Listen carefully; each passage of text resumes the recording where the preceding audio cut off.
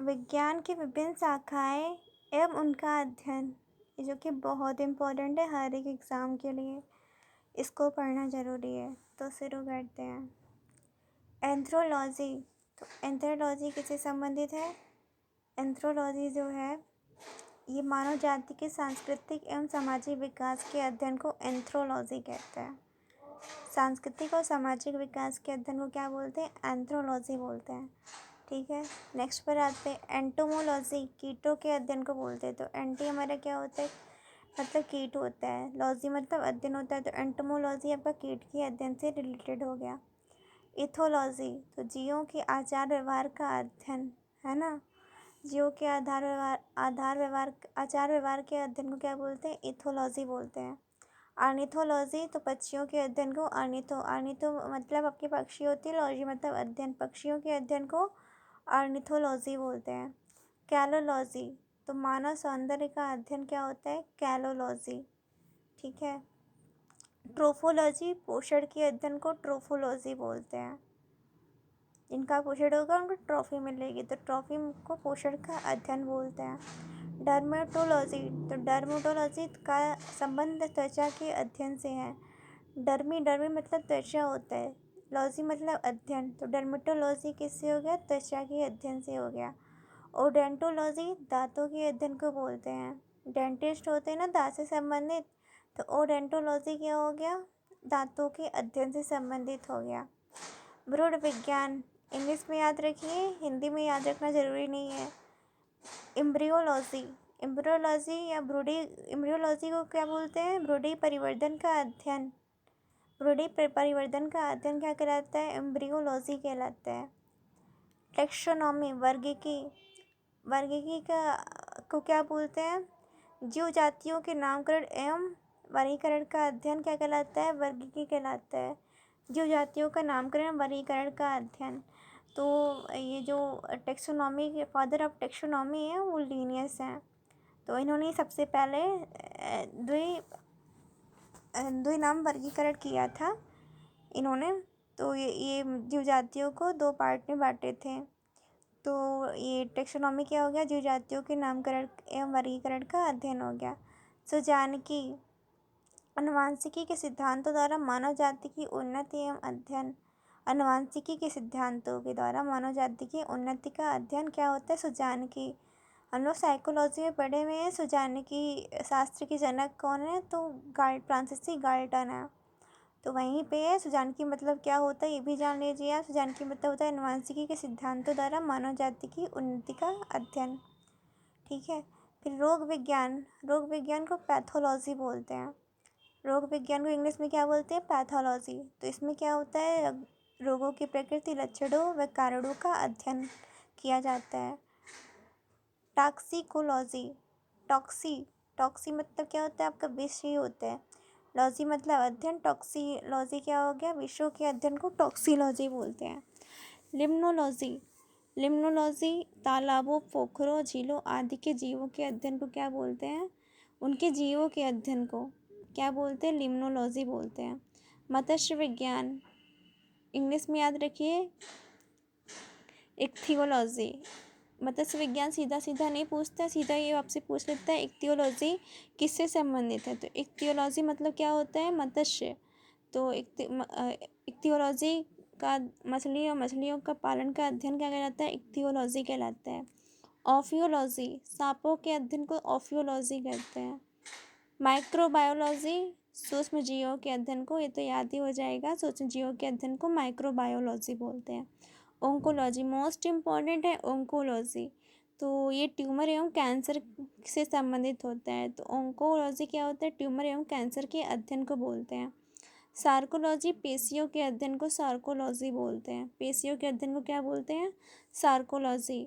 हिप्नोलॉजी, नींद के अध्ययन को क्या बोलते हैं? हिप्नोलॉजी। हिप्नोलॉजी किसे बोलते हैं? नींद के अध्ययन को।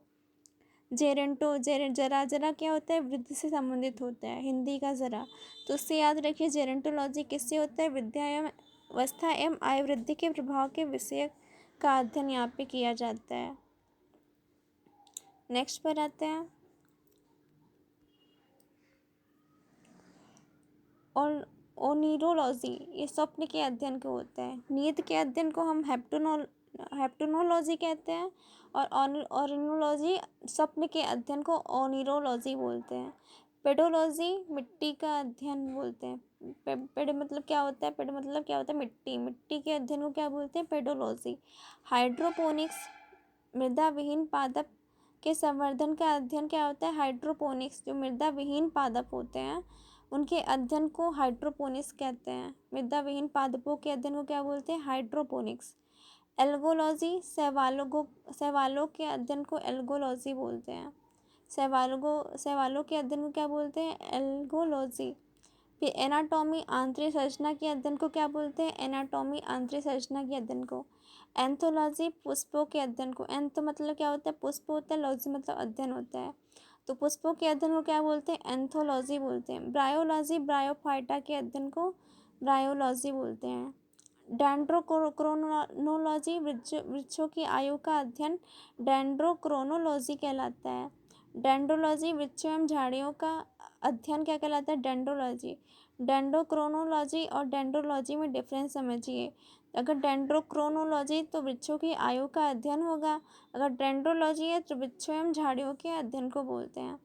इकोनॉमिक बॉटनी, आर्थिक महत्व के पौधों का अध्ययन क्या कहलाता है? इकोनॉमिक बॉटनी कहलाता है।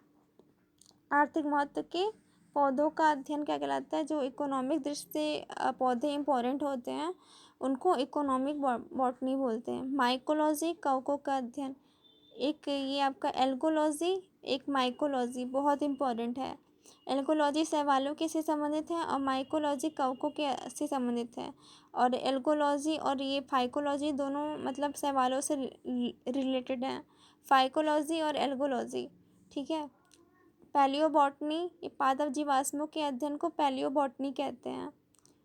फिजियोलॉजी, विभिन्न पादपों के जैविक क्रियाओं का अध्ययन क्या कहलाता है? फिजियोलॉजी कहलाता है। विभिन्न पादपों के जैविक क्रियाओं का अध्ययन क्या कहलाता है?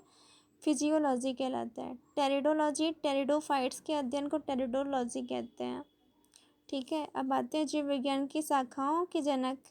तो जंतु विज्ञान के जनक कौन है? अरस्तु जी हैं। वनस्पति विज्ञान के जनक कौन है? थियोफ्रेस्टेड वनस्पति के हैं। आनुवांशिकी के जनक कौन है? ग्रेगर जॉन मेंडल हैं। भारतीय ब्रायोफाटा विज्ञान का पिता किसे कहते हैं? तो प्रोफेसर SR कश्यप को भारतीय ब्रायोफाटा विज्ञान का जनक कहते हैं। भ्रूण विज्ञान का जनक कौन है? तो प्रोपी माहेश्वरी है, प्रोफेसर P माहेश्वरी। भारतीय जीवाश्म वनस्पति विज्ञान के जनक कौन है? तो जीवाश्म वनस्पति विज्ञान के जनक प्रोफेसर बिरबल साहनी है। जीवाश्म कौन है? बिरबल साहनी। आधुनिक भारतीय शैवाल विज्ञान के जनक कौन है? प्रोफेसर AOP आयंगर है। भारतीय शैवाल विज्ञान के जनक कौन है? Professor AOP Iyengar. भारत में हरित क्रांति का जनक जो कि मोस्ट इम्पोर्टेंट है, डॉक्टर MS स्वामीनाथन, ये भारत में है, हरित क्रांति के जनक है। प्रतिरक्षा विज्ञान के जनक कौन है? तो प्रतिरक्षा विज्ञान के जनक एडवर्ड जेनर वो चेचक के टीके का भी आविष्कार इन्होंने ही किया था, एडवर्ड जेनर ने। कोशिका विज्ञान के जनक कौन है? तो रॉबर्ट हुक जो है कोशिका विज्ञान का जनक कहते हैं। कोशिका विज्ञान के अध्ययन को क्या बोलते हैं? तो कोशिका विज्ञान के जनक को कोशिका विज्ञान के अध्ययन को साइटोलॉजी बोलते हैं। वर्गीकी जनक कौन है? तो वर्गीकी को इंग्लिश में टेक्सोनॉमी बोलते हैं। तो टेक्सोनॉमी के जनक कौन है? कैरोलस लिनियस है। इनकी जो बुक है सिस्टमा नेचुरी है। जीवाणु विज्ञान के अध्ययन के जनक कौन है? लीवेनहॉक है। जीवाणु के कौन है? जीवाणु को इंग्लिश में बैक्टीरिया बोलते हैं, इनके लीवेनहॉक है। सूक्ष्म जीव विज्ञान के जनक कौन है? लुई पास्चर है। सूक्ष्म जीव विज्ञान या दूध के पाश्चरीकरण के जो जनक है लुई पास्चर है।